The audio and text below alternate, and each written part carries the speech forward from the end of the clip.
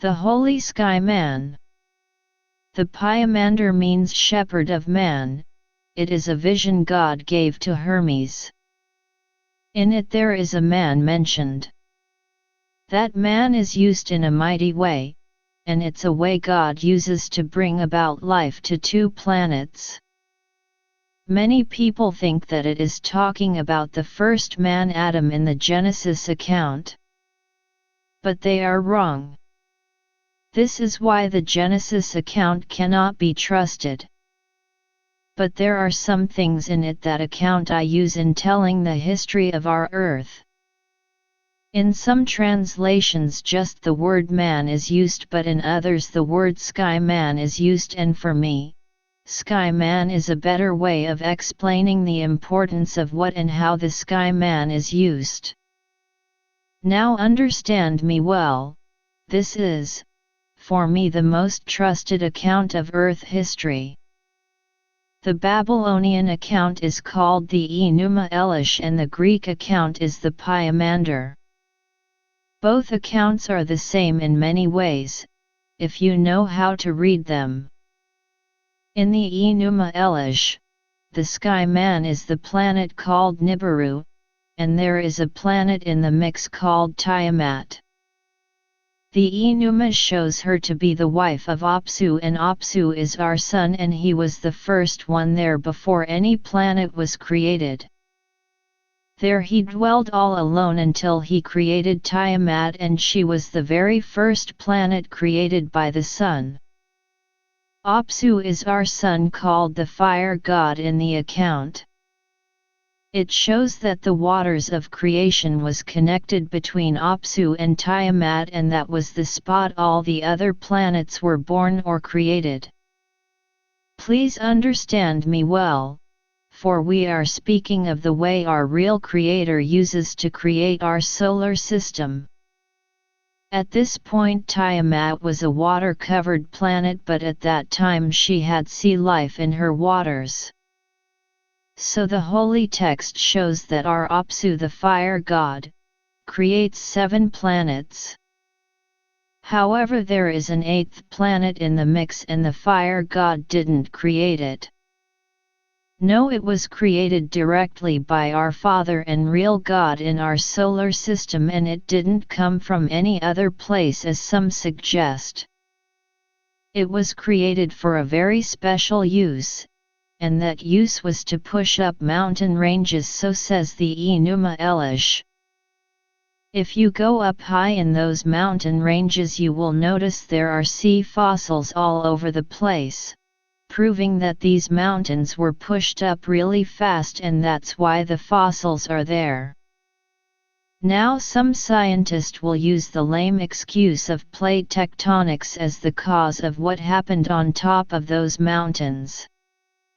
But they are wrong, like so many times before. Now some people say Nibiru crashed into Tiamat. That didn't happen. The Enuma Elish says Nibiru used his net to entrap Tiamat, then speared her with his thunderbolt weapon, and it went into her heart and killed her. He caught her in his net, then drew the ropes up tight and mounted her back and did wonderful things, and then he pushed dirt up out of her waters, and it is then that continents were formed, and that is the cause of sea life to be forever visible on top of all the tall mountains. Now it's not for us to say sea fossils are only found on top of tall mountains, because there are some found at the base of the Great Pyramid in Egypt, and on the west coast there are some in pastures and around the great redwood trees. Oh, by the way, where do you think the great redwood trees come from? Now understand this, in Babylon and other places, every year the Akatu festival was celebrated at the spring equinox, and it was a big thing. Why were the Babylonians celebrating this special day? The Enuma Elish tells us that once Nibiru mounted the back of Tiamat and did different things, Nibiru flung Tiamat out of his net, and Tiamat went into her first orbit around her husband Apsu, and that's why they celebrate the Akita festival every year. That special day should be very holy to us Earth people every year on the spring equinox. That day falls on March/April on our Earth. Now notice please, nothing happens with life on Earth until the Sky Man mixes with nature, because nature was wrapped around the Earth, and according to the Bible, God's Spirit was moving across the waters of Tiamat.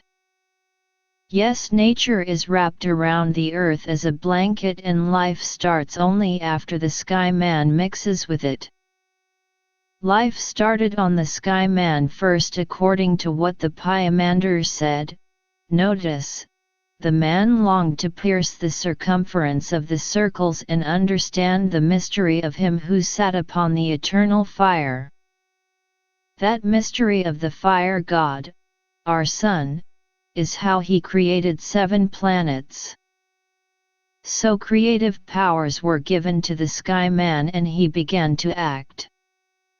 Already having all powers, he stooped down and peeped through the 7 harmonies and, breaking through the strength of the circles, made himself manifest to nature stretched out below.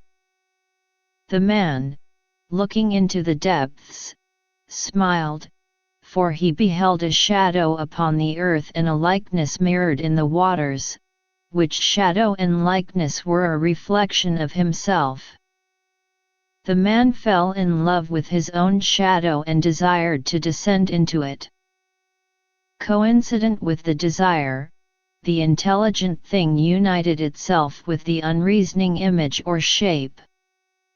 Nature, beholding the descent, wrapped herself about the man whom she loved, and the two were mingled. For this reason, earthy man is composite. Within him is the Sky Man, immortal and beautiful, without is nature, mortal and destructible.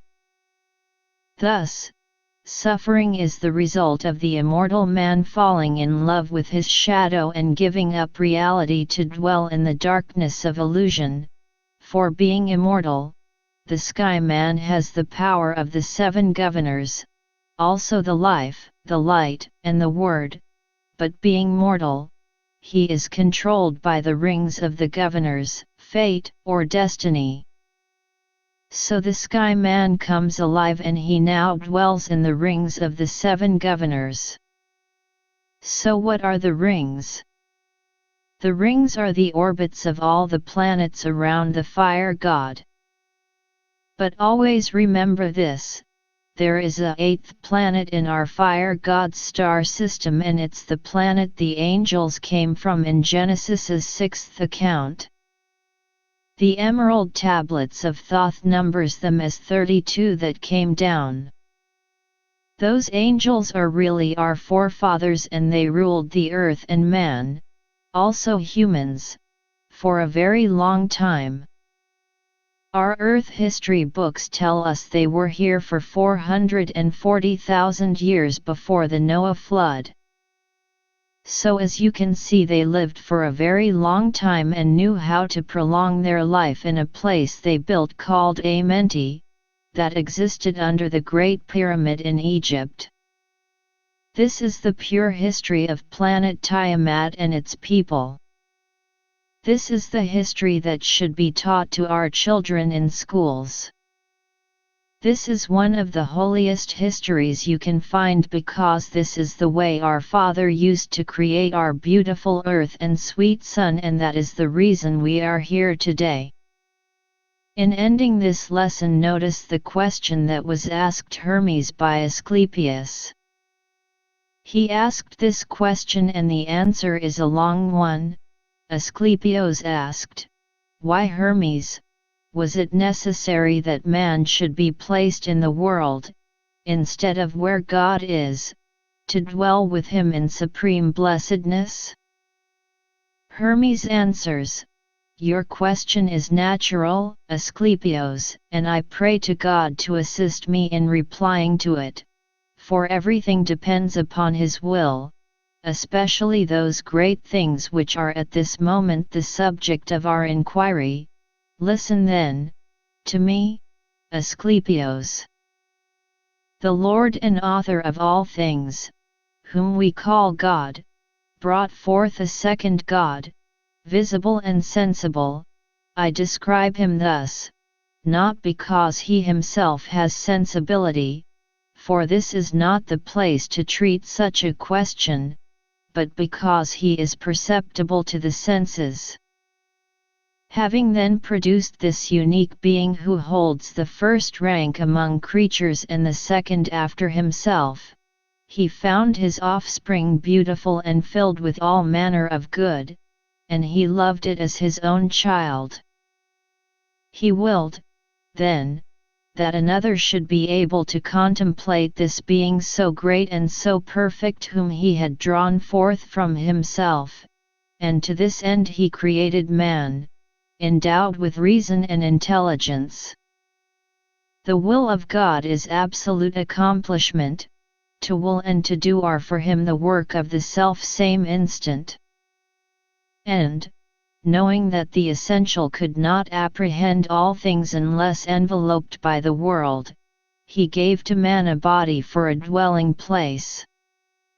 He willed that man should have two natures, he united them intimately and blended them in just proportion. Thus, he formed man of spirit and of body, of an eternal nature and of a mortal nature, so that, a creature thus constituted, he might, by means of his double origin, admire and adore that which is celestial and eternal, cultivate and govern that which is upon the earth. I speak here of mortal things, not of the two elements subjected to man, to wit, earth and water, but of things coming from man, which are in him or depending on him, such as the culture of the soil, the pastures, the construction of buildings, of ports, navigation, commerce, and those reciprocal exchanges which are the strongest bond among men. Earth and water form a part of the world, and this terrestrial part is sustained by the arts and sciences, without which the world would be imperfect in the eyes of God. For that which God wills is necessary, and the effect accompanies his will, nor can it be believed that anything which has seemed good to him can cease to seem good to him, because from the beginning he knew what should be and what should please him. So according to this speech he created man so man could see his glory, and that glory is shown in the second God. Yes, that's what I said, the second God. Please let me explain. God does all his creating through the second God, and that's how we got here. That second God is our great Milky Way galaxy, and that's the mode God used to get us here where we are in one of the curved arms of our star home. So come with me, get on the road of life and walk the way that I go.